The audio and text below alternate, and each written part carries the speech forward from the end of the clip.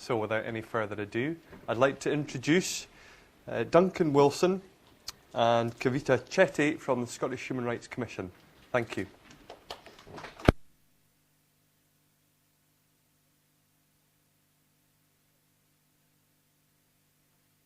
Thank you. Thanks, Alistair. So we have an hour with you just now. We hope to have plenty of time for questions as well. But during this session, we want to introduce you to some case studies that we've carried out, doing a high-level human rights analysis of a variety of policies and strategies as part of the Health Inequalities Impact Assessment policy. Some of these were retrospective and some of these were current. And what we hope to do is, by exploring these case studies, provide some examples of human rights considerations in policy development, demonstrate some of that added value that we talked about this morning, and prompt some discussion about how we might do this in a more meaningful way. But before we launch into the case studies, we want to reiterate really some of the messages from this morning about the relationship, the conceptual and the practical relationship between equality and human rights, and between person-centeredness, health inequalities, outcomes-focused approaches, and human rights. Because I think that it's this conceptual relationship and the consideration of that relationship that was referred to by Alan and by James that can help us understand both why we're doing this and how we might do it better and address human rights in a practical sense through impact assessment processes when developing policy and strategy.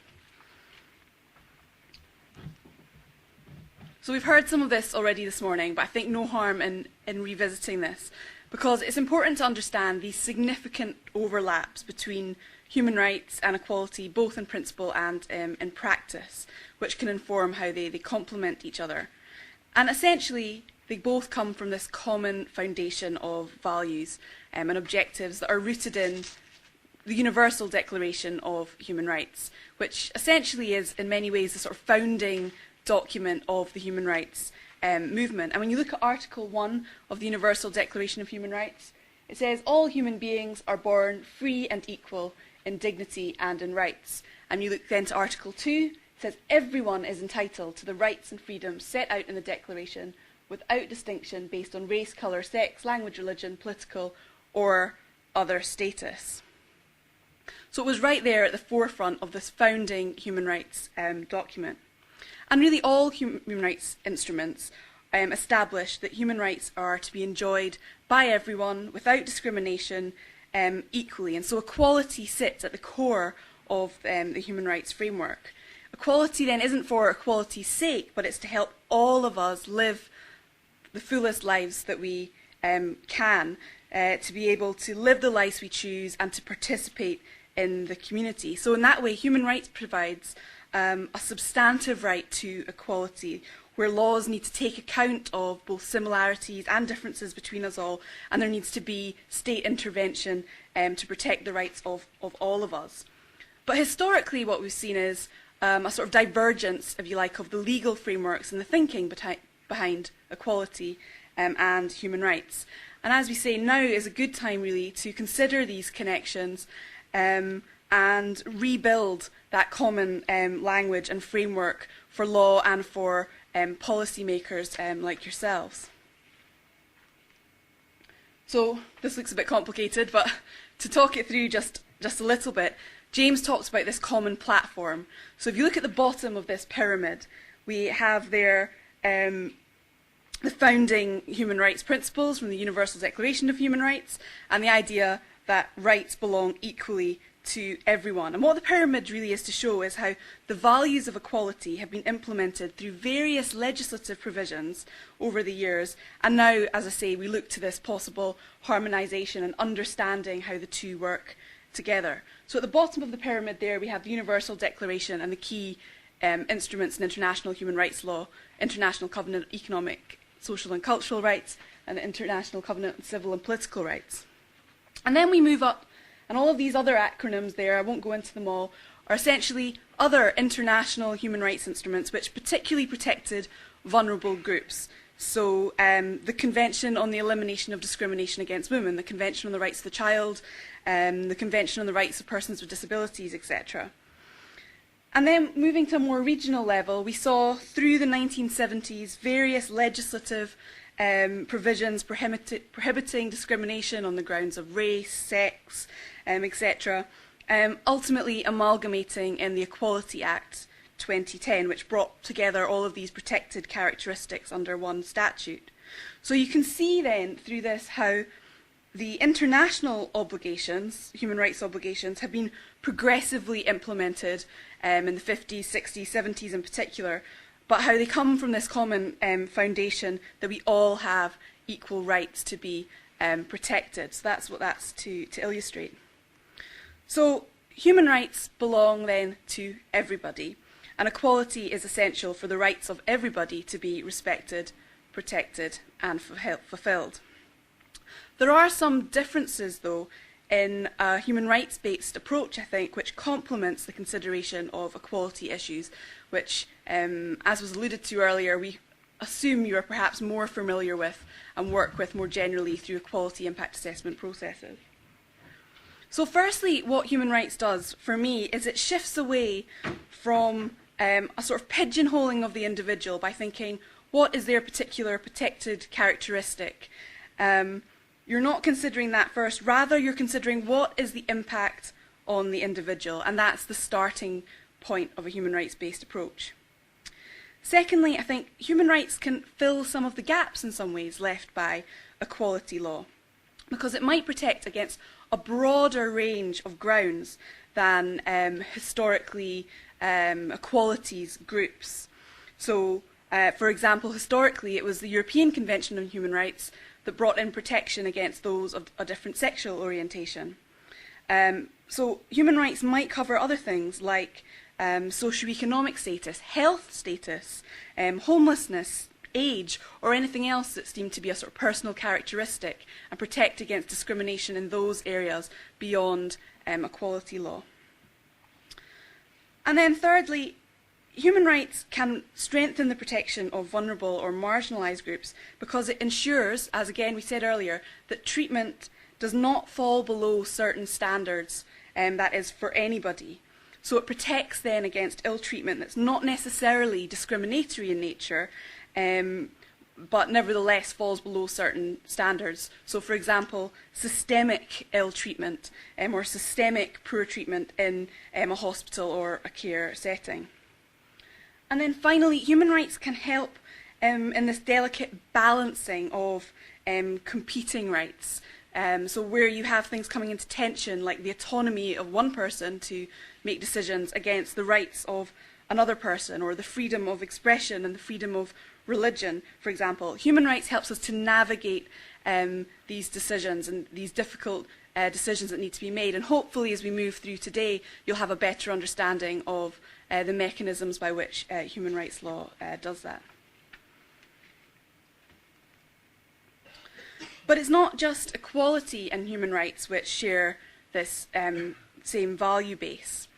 And Alistair talked about this morning in his introduction, but the notion of person-centredness, which is central to the healthcare quality strategy, central to the very ethos of the NHS in terms of putting patients at the heart of all that we do within the NHS, also shares common foundations with human rights. And it could almost be said to a large extent that a human rights-based approach and a person-centred approach are in essence one and the same thing. Both are about putting the individual at the centre of decision-making and policy-making.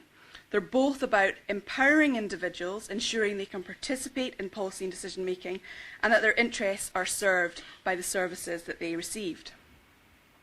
Alan mentioned briefly this morning the independent evaluation of the Commission's Care About Rights project, which was essentially the rollout of a training and awareness-raising resource within the social care sector. And the findings from that evaluation were very powerful in saying that a human rights-based approach helps to deliver person-centred outcomes.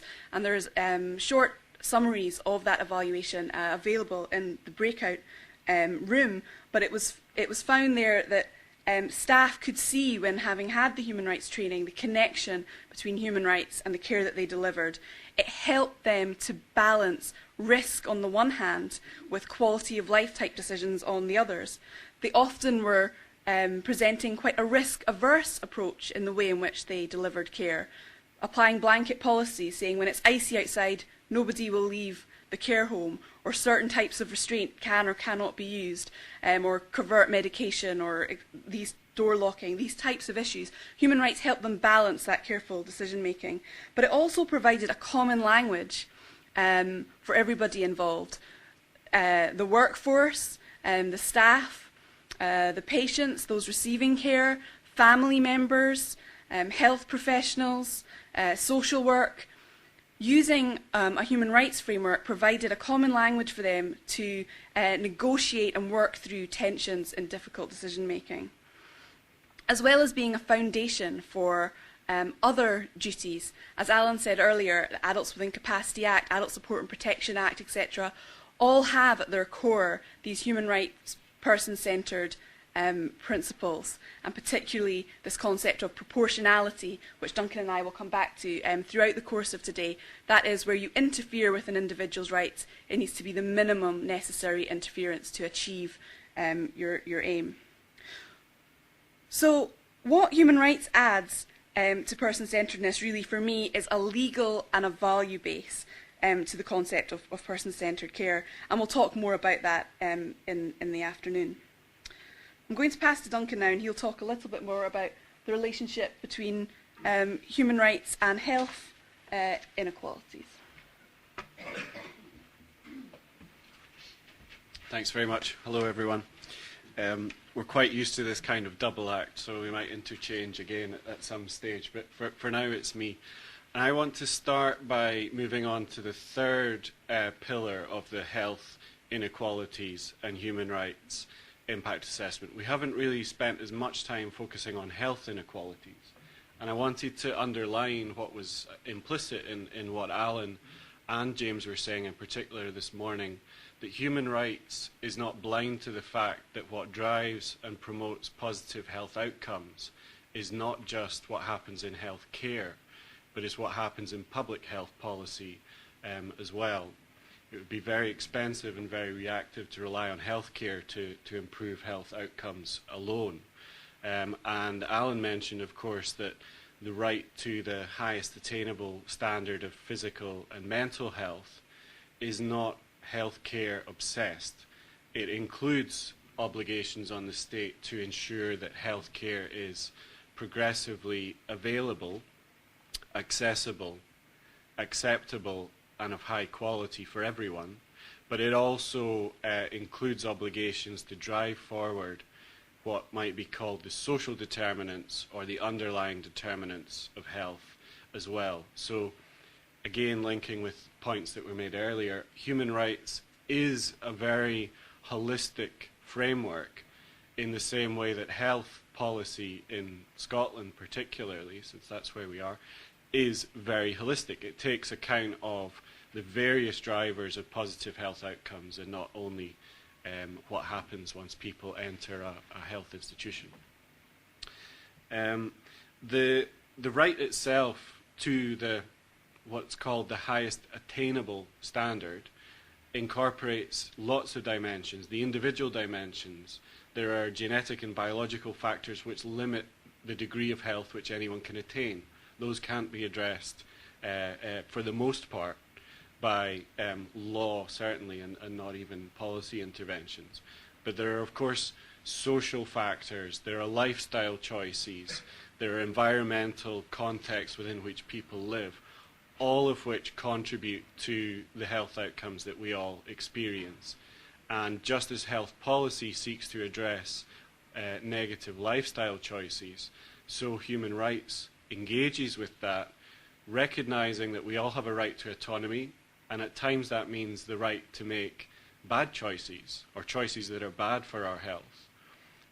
But the state also has an interest and an obligation to provide a framework within which we can make positive choices, and at times to interfere or to limit or to regulate how those choices are exercised, because if we don't do that, there will be a disproportionate economic impact on society in terms of healthcare costs at the end of the chain.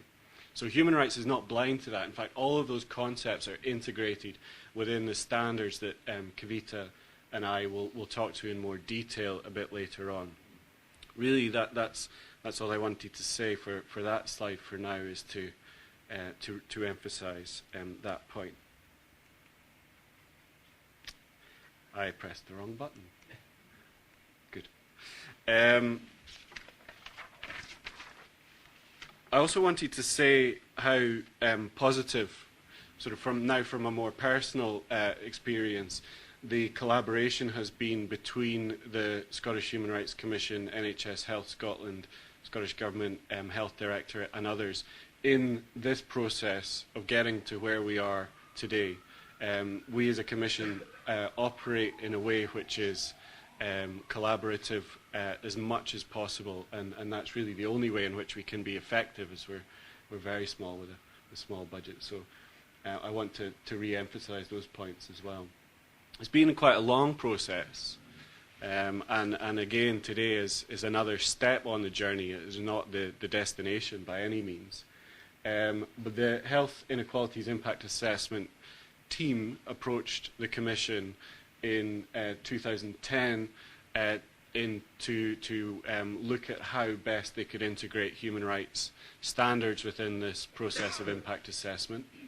The first set of guidance was produced at the end of 2010, which I'm sure is certainly still available on the internet. There may be copies here as well. And what we brought was to help flesh out some of the concrete examples of how human rights might be relevant. And just in the way that James pointed to, nobody wanted to have an annex of the European Convention without any context to it. So you'll see in that guidance a run-through of some of the key rights that are engaged and examples of the kinds of ways that they will be engaged. In that guidance, most of the examples, I would be honest and say, are healthcare centred. And I think as we go through revision, and I know Katie and Joe and others working with us are thinking this through at the moment, we'll look at broader examples as well. So some of the public health examples that we have in the case studies. In terms of the actual experience then in moving from that guidance and piloting it in practice through 2010 into 2011, there was in general a positive response from those that piloted it, that it was a good thing that human rights was included in this process, but there was still a significant degree of challenges that people felt in understanding and applying how those rights were relevant to the kinds of decisions that they were making. So that's why we looked at together developing these case studies to provide some examples, work through examples of the ways in which human rights are engaged, to help people to really visualise, just in the way that James was saying from their work in Coventry, actually when people see, oh, that's what it means, that it's not quite as scary as I thought, it's not quite as all or nothing as I thought, and it actually goes with the grain and can help reframe to some extent the perspective that we have to bring it closer to the drivers in the healthcare quality strategy as well, particularly person-centeredness.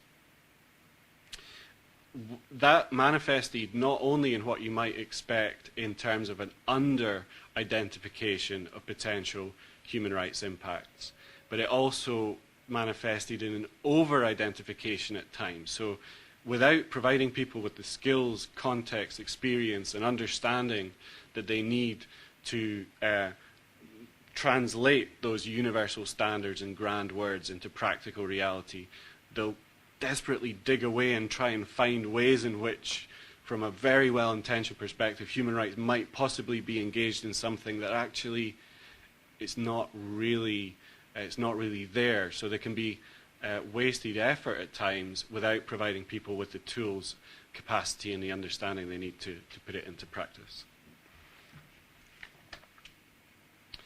We'll now get on to the subject, the purpose really of today's meeting, which is to run through these case study examples, which are available now.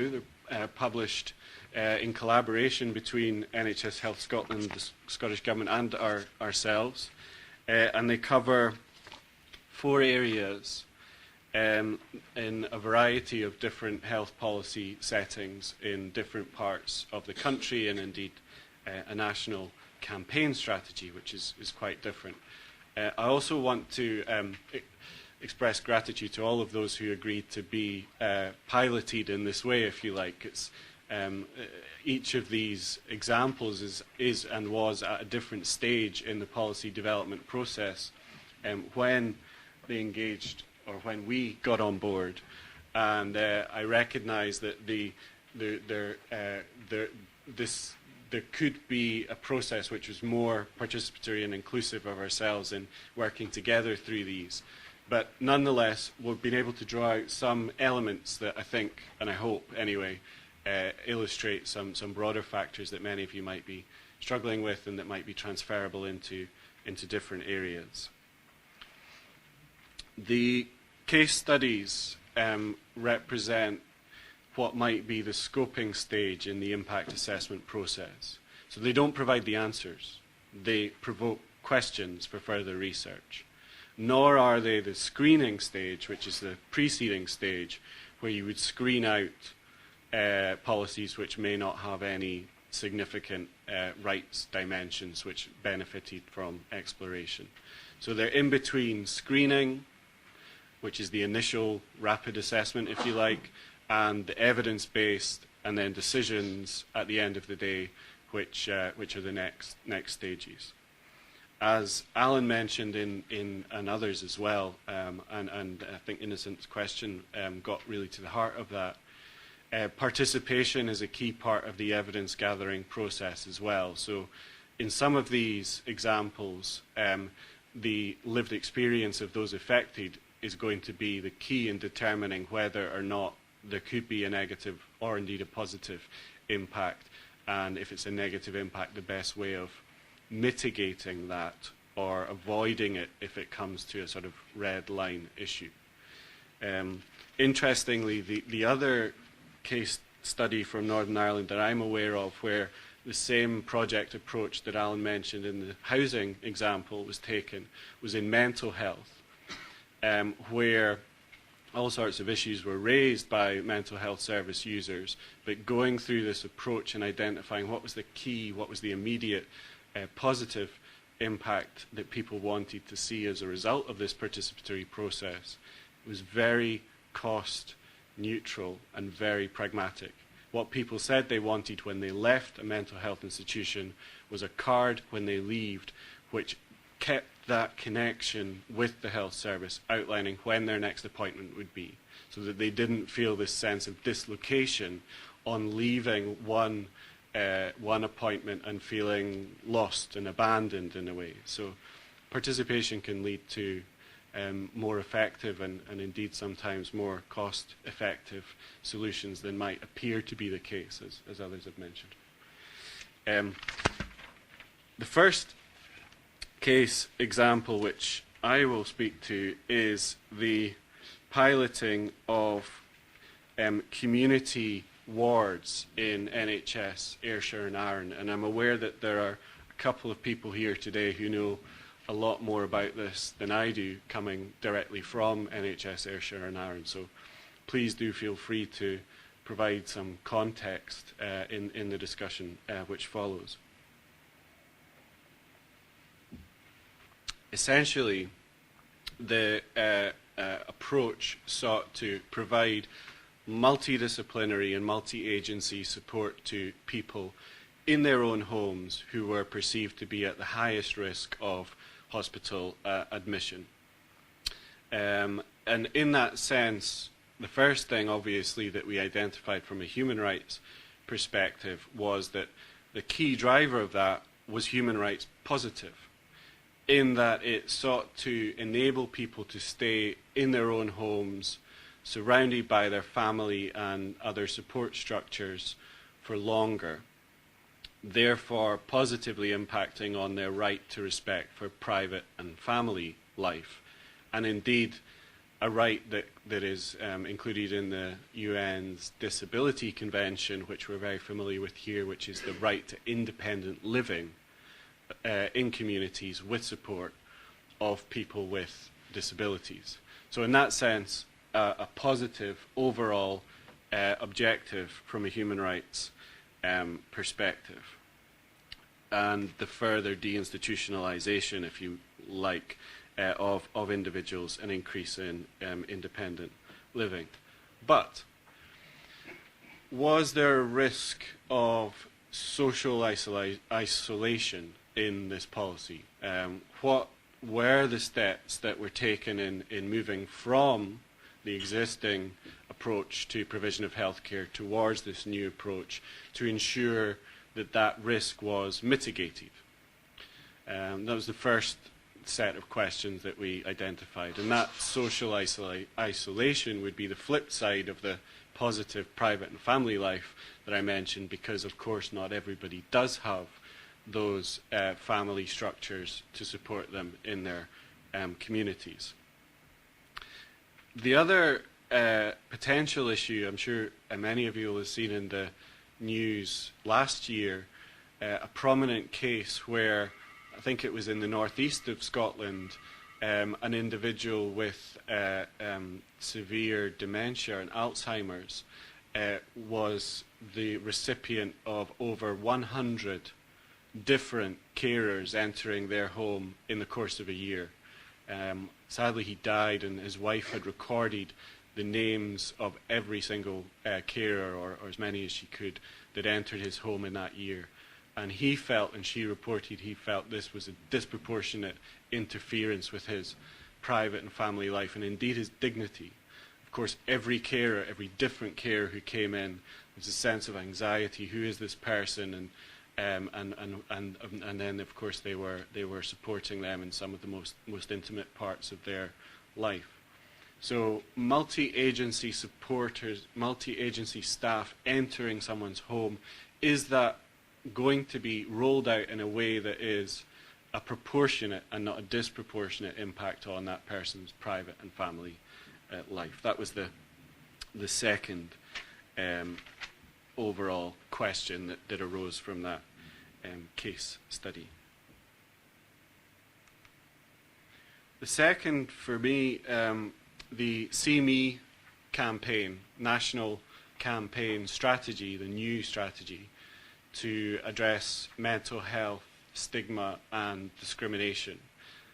So a multi-organisation strategy. It's funded by the Scottish Government, and its key aims in the new strategy sought effectively to ensure respect for those with mental health problems, to promote acceptance of mental health conditions, and to encourage employers and others to treat people the same if they have a mental health condition. Again, at first glance, this is obviously a very positive policy driver from a human rights perspective. It seeks to promote the elimination of discrimination and increase people's ability to realise a wide range of their human rights, from the economic and social sphere in particular. Looking at it through the rights lens, though, you may not identify many potential negative impacts.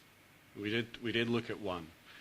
But what I found interesting was the way, the language, the concepts, the drivers, the assumptions underpinning the campaign strategy were very different from those that I would have assumed would be there from would have been there if a human rights approach had been taken. Rather than accepting difference and tolerating those with mental health conditions, a human rights approach would start from the premise that we are all human, that we all have rights, and that stigma is a barrier to the realization of our rights. It transforms the problem, if you like, from people having mental health conditions to society treating people differently and creating barriers to the realization of their human rights. In a promotional campaign, language is crucial. All human, all have rights, is very different from toleration, from respect for difference. And I think that introducing a human rights-based approach into that campaign strategy might have very positive, empowering potential, empowering people with mental health conditions to recognize that they themselves have rights, that they have and should be assumed to have legal capacity, for example, to make decisions. The fact that someone has dementia is not the reason for saying that they should not be able to make a decision. Questions about decision making should be based on a functional approach. Does this person at this time have the capacity to make this decision? It should not be on a status-based approach. Does this person have even schizophrenia or bipolar disorder or some more serious mental health condition? So reframing and rethinking an entire campaign's ethos through a human rights-based approach can lead to more empowering messages, more of a sense that effectively we all have basic humanity and dignity, and where that's not recognized, it's the problem of the person who's failing to recognize it. And it's also a barrier to the realization of human rights of those that they are discriminating against. The second area, the one potential negative area that we did identify here that needs to be thought through is clearly addressing mental health stigma would require engaging with the way in which representations of mental health exist within the media in particular, as well as within understanding of those who work in public and private bodies that provide services.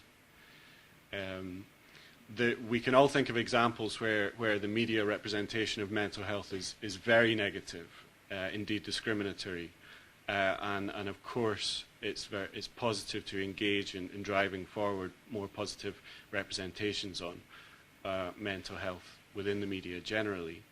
That in itself is an interference with freedom of expression. The question then is whether that interference is justified, if it's proportionate. The balance in terms of, well, the process by which to determine that is there a legal basis for this interference? Well, yes, we're promoting the elimination of discrimination and realization of human rights. Is it in pursuit of a legitimate aim? Yes, in this case. Promotion of public health and morals and equality. Is that interference the least necessary to achieve the aim? Now, teasing that out a little bit, there's an extra word that's not in there which is important, and that is effective. Among the measures which would be effective in achieving this aim, is this the least restrictive? So, for example, would an educational campaign addressing the media be effective in changing the way in which mental health conditions were reported? That's a question that requires further analysis. Would some more restrictive measures be justified, required to be effective, such as codes of practice, codes of conduct, or even stronger forms of regulation? So those are the kinds of questions I think that ought to come out. If I can very quickly jump back, and I know this is bad practice, but I just turned over my page and realized I'd forgotten a couple of things on the previous case study. Back to the community wards very briefly, and to say something very important that came out of the rights analysis, and that was looking at indirect impacts on other people through this policy approach, which had the positive aim of promoting independent living of people with serious health conditions. That is likely to have an impact on informal carers.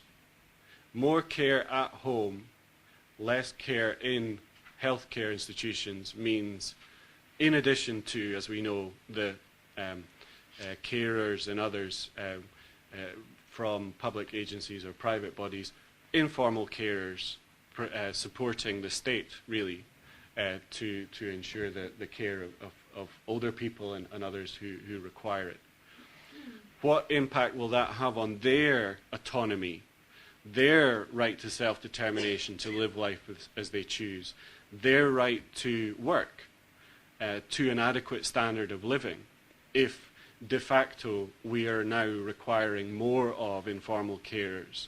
And I know at the Carers Parliament on Monday, this, amongst other issues, was quite high on the agenda, and I know in Scotland the Scottish Government is moving towards greater steps to recognise the rights of carers. So that's obviously something that we need to think through, and then think of what mitigation steps could be taken to sort of mitigate those negative impacts, increased opportunities for respite care, etc.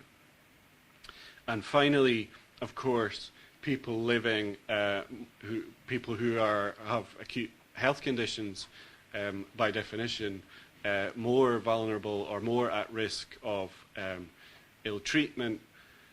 It is less easy to protect routinely people from risk of ill treatment when they are in their own homes than it is when they are in a healthcare institution. What steps will we put in place to ensure adequate protection of those who are at risk of harm?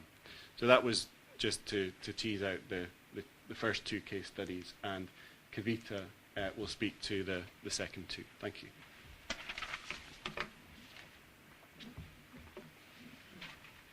So moving on to the second two case studies that we looked at. We looked at impact assessing the NHS Tayside Dementia Care Plan to provide specialist services. This was retrospective one. The impact assessment process had already been gone through, but we went back and revisited it and did that high-level human rights analysis. And just to give the headlines from what that policy was all about, it essentially had three strands to it.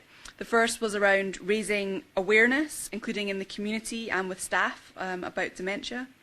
The second was about early intervention and identification of dementia, and the third was around post-diagnostic support and counselling. So that was the gist of what this policy was about.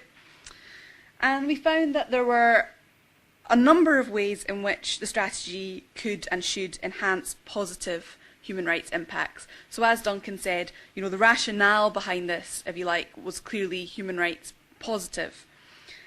So, for example, the right to a private home and family life, Article 8 of the European Convention. The strategy, in theory, should enhance and support the physical and mental integrity of patients with dementia, as well as their autonomy and their ability to participate in decisions, particularly where you had early diagnosis, where you had increased support, and you had advanced planning for when there was an eventual loss of capacity for decision-making in the patient. So all of these things, potential positive impacts to Article 8 and the right to private home and family life, autonomy, decision-making, integrity.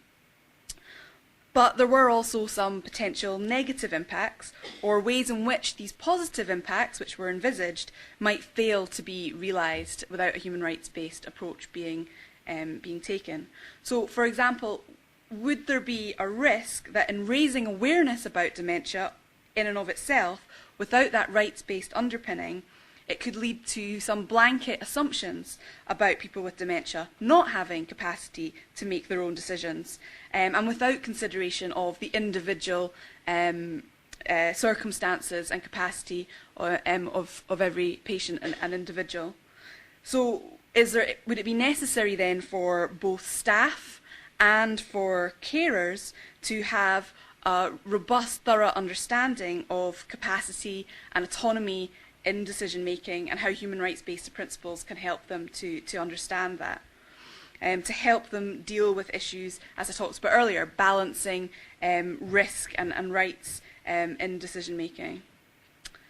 And would there also be a risk of misdiagnosis or a lack of support, particularly for those who were living alone at home or were in isolation, which in and of itself could be an Article 8 private home and family life issue, particularly with older, as James talked about earlier, older women, often who had been carers themselves, who had lost their spouses.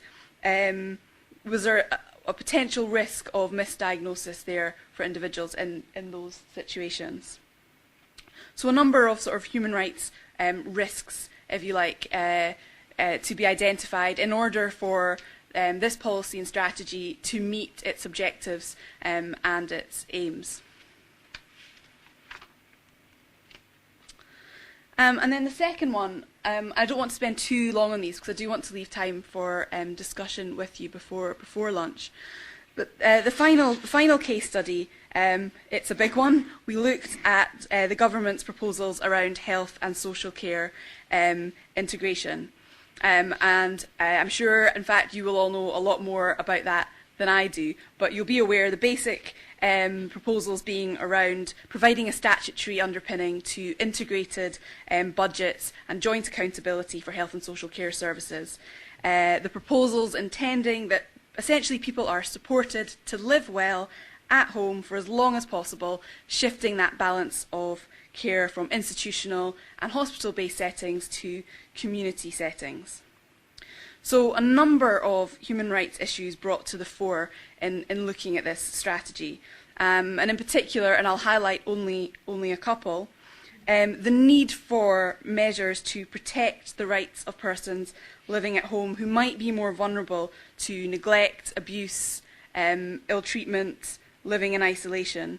So that might require then looking at the accountability measures that relate to home care services or services that are directly contracted by the individual.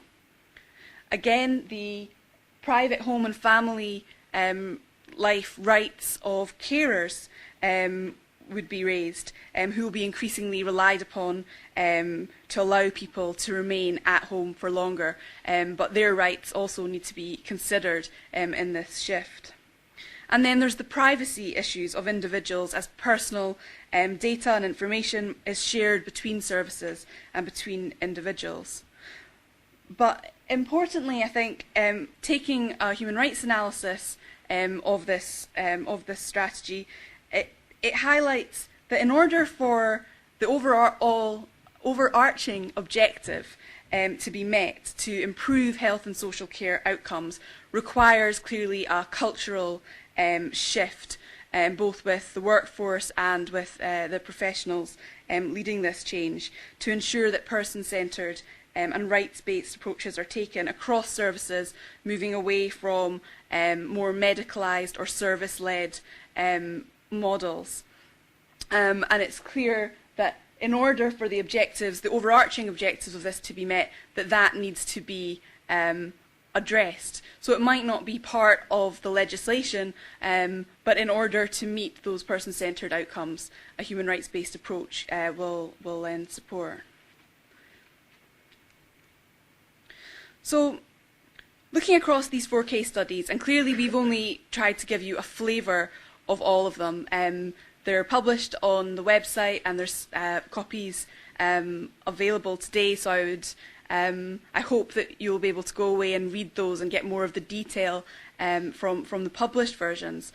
But there were, I think, a number of things which came out where we think we can show there was some added value of using a human rights lens and analysis alongside the equality and the health inequality lens to analyse these policies. Firstly, there were a number of issues, of course, that were picked up, and some of them may already have been flagged through an equalities or health inequalities analysis. But there were also a few issues which may not have been picked up, or even if they were picked up, it might not be flagged that they may meet those human rights thresholds and be sufficiently serious to think through more carefully as a human rights issue. So, for example, as we've talked about, the Article 8 private home and family lives of carers, privacy issues, support for independent living. So recognising that independent living is about more than just keeping people at home, but rather it's supporting people to live in the community with equal choices to others. So clearly a driver behind integration, behind the community wards, dementia care plan, etc., but understanding what a rights-based approach to that would look like. There were also a number of positive impacts, often the key objectives within the policy, which we think could be enhanced further by understanding the fit with human rights. So, for example, as Duncan talked about, understanding the empowerment and participation of individuals with mental health difficulties in the See Me campaign added a different dimension to that campaign. And enhancing a rights-based approach to autonomy and capacity in the dementia care plan strategy, again added a different dimension, a different lens through which that policy could be applied. And then the third one, really, I think what this showed was that in enhancing the positive impacts and in mitigating or eliminating the negative ones, it also promoted consideration of how these strategies were interrelated to other policy or improvement work, because each of them couldn't happen alone in isolation and rarely could meet the set objectives alone in isolation. So, for example, in looking at the dementia care plan, workforce development clearly was going to be critical in meeting those objectives. Or in the integration proposals, again, workforce development would be key there, as well as, for example, the regulation of home-based care and services. So human rights then prompted consideration of both enhancing the positive impacts as well as mitigating or eliminating negative impacts. And importantly, as Duncan said, considering where impacts might be justified as proportionate to achieve a legitimate aim. So things might be identified as a potential human rights flag, and then it had to be thought through whether or not they could be justified to achieve a legitimate aim. And we'll get onto that more in this afternoon's session.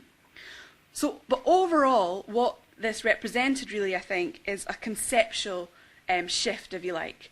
Because what we were doing here was not considering only differential impacts on different groups in society, but the overall impacts of a policy or strategy. And that's one of the key things that we'd like you to share with you today.